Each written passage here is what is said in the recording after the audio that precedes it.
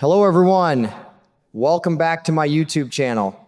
I have to tell you, my mind is just reeling from the latest developments surrounding Willow Kane. For the longest time, we all looked at Willow as the sweet, gentle soul of Port Charles, someone who would not hurt a fly. But lately, I am seeing a completely different side of her, and it is honestly both fascinating and terrifying to witness. It seems like ever since she secured that seat on the General Hospital Board of Directors, a dark, ruthless ambition has taken root in her heart. She is no longer the timid girl we once knew. She has transformed into a woman who is willing to cross unthinkable lines to get exactly what she wants.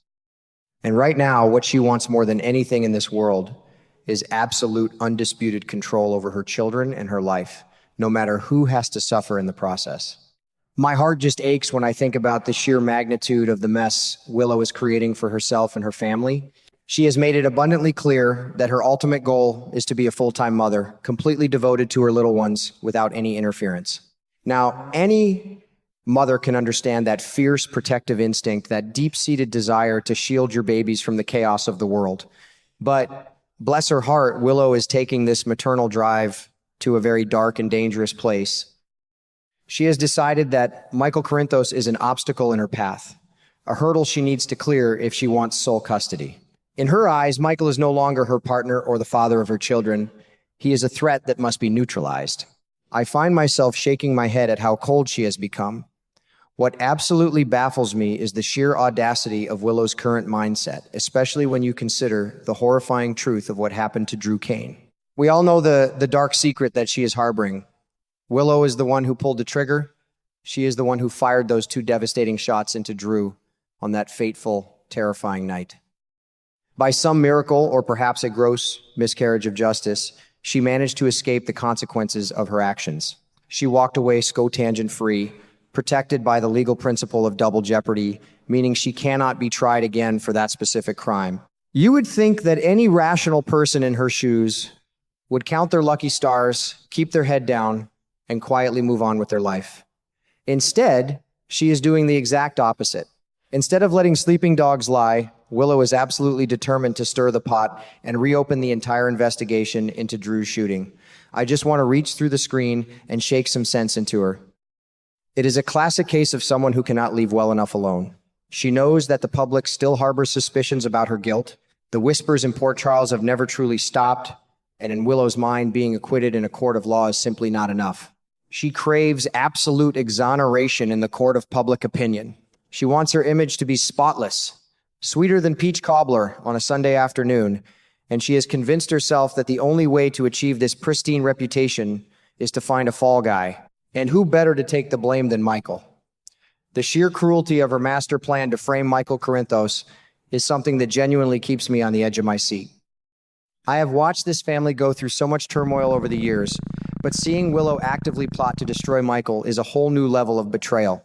She is not just trying to win a custody battle. She is trying to obliterate his entire existence by sending him to prison for a crime she committed. It is a chilling reflection of how far she has fallen. She wants to neatly tie up all her problems with one devastating bow. Michael goes to Pentonville for shooting Drew. She gets sole custody of the children, and her own hands appear completely clean to the rest of the world. It is a diabolical strategy, and I cannot help but feel a deep sense of dread for Michael. And let us talk about the absolute gall Willow is displaying by throwing her political weight around. Now that she has that coveted seat on the hospital board, she is acting like she owns the whole town. I was completely flabbergasted to learn that she is actually using her influence to strong-arm Anna Devane. Imagine having the nerve to threaten a seasoned, brilliant woman like Anna. Willow is essentially holding the police department's federal funding hostage, using it as leverage to force Anna into reopening the investigation. It is a dirty, underhanded tactic that you would expect from a seasoned mobster, not from Willow. I think she is severely underestimating Anna, and playing these kinds of political games with someone who has a background in international espionage is a disaster.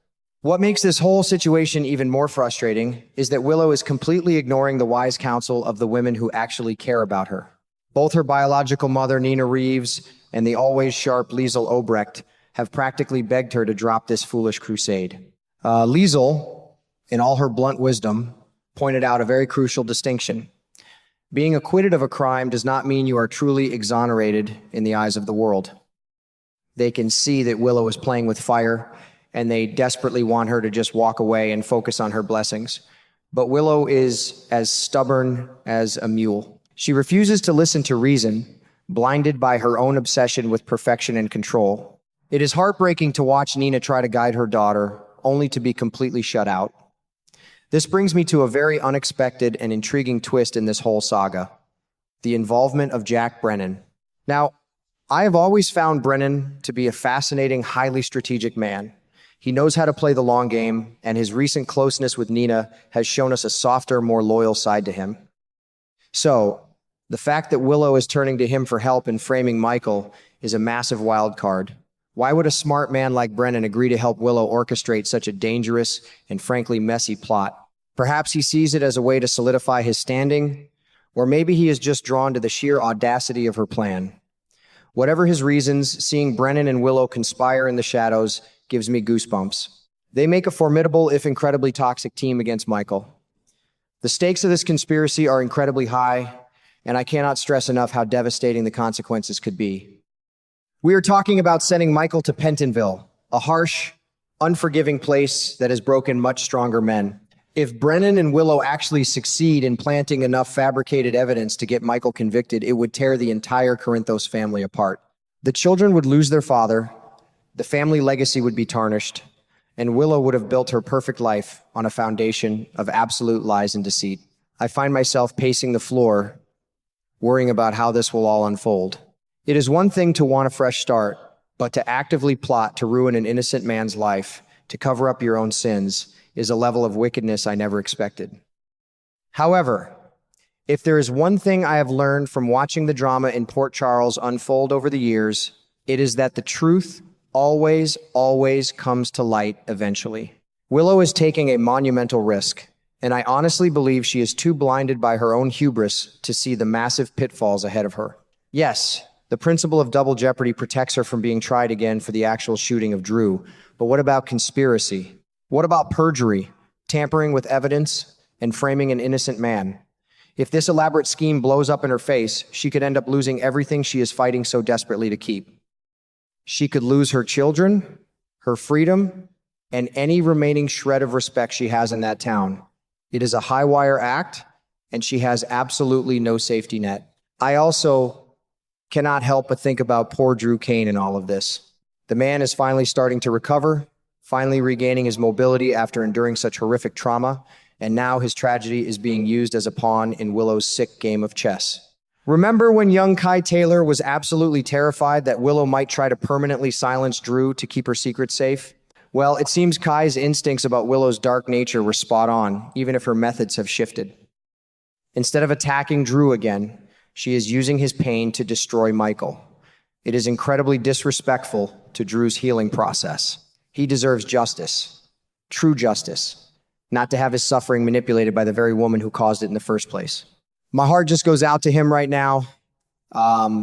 As I sit back and reflect on everything that is happening, I am just filled with a mix of anticipation and sorrow. It is truly a tragedy to witness the moral decay of a character who once had so much light and goodness in her.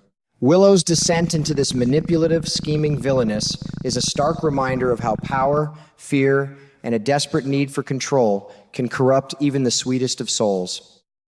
I am eagerly waiting on the edge of my seat to see how this explosive storyline plays out.